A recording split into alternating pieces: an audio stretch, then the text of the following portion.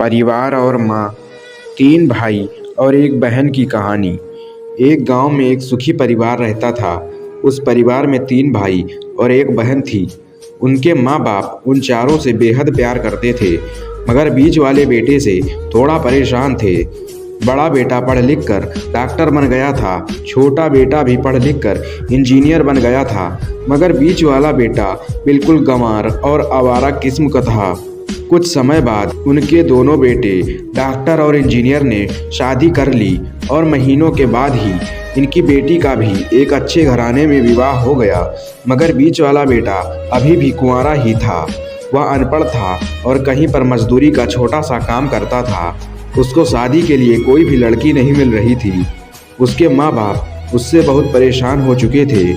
अब जब भी उसकी बहन अपने मायके आती, वह अपनी डॉक्टर और इंजीनियर दोनों भाइयों से मिलती थी, मगर बीच वाले भाई से बहुत कम मिलती थी, क्योंकि वह उसे ज़्यादा पैसे नहीं दे पाता था।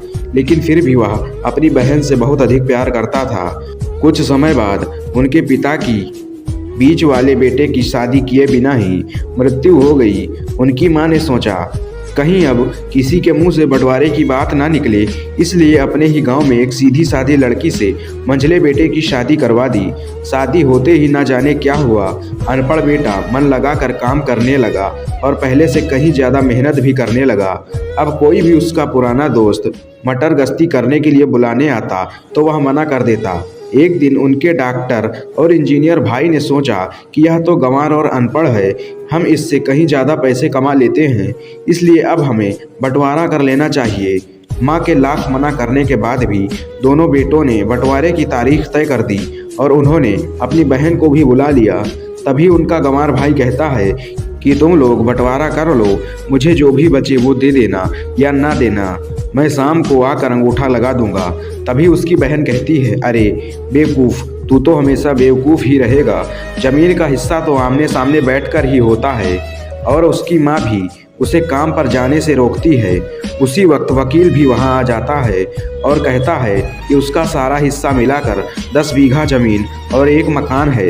अब यह बताओ किसको कितना हिस्सा देना है, मैं उसी हिसाब से कागज़ बनवा दूंगा। तब गंवार भाई कहता है, वकील साहब 5-5 बीघा ज़मीन हमारे दोनों भाइयों के नाम लिख दो और यह हमारा घर है, मेरी प्यारी बहन के नाम कर दो। तब दोनों भाई उससे पूछते हैं कि तू अपने हिस्से में क्या लेगा। गंवार भाई कहता है कि मेरे हिस्से में मेरी प्यारी माँ है।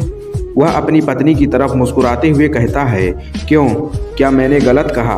उस गंवार और अनपढ़ की पत्नी अपनी सास से लिपट कर कहती है, माँ से बड़ी वसीयत क्या होगी मेरे लिए। उसी वक्त उसका गंवार पति भी अपनी माँ से लिपट जाता है। गंवार बेटे और बहू के प्यार ने जमीन जायदाद के बंटवारे को भी एक सन्नाटे में बदल दिया। तभी बहन अपने गंवार भाई के गले लगकर लिपट कर रोते हुए कहती है कि माफ़ कर दो भैया, मैं आपको कभी सम्मान नहीं दे सकी। तभी उसका भाई कहता है, मेरी प्यारी बहन, इस घर में जितना अधिकार हमारा है उतना ही तुम्हारा भी है। और रही बात बंटवारे की, तो बंटवारा नहीं करने से जीवन खत्म तो नहीं हो जाएगा।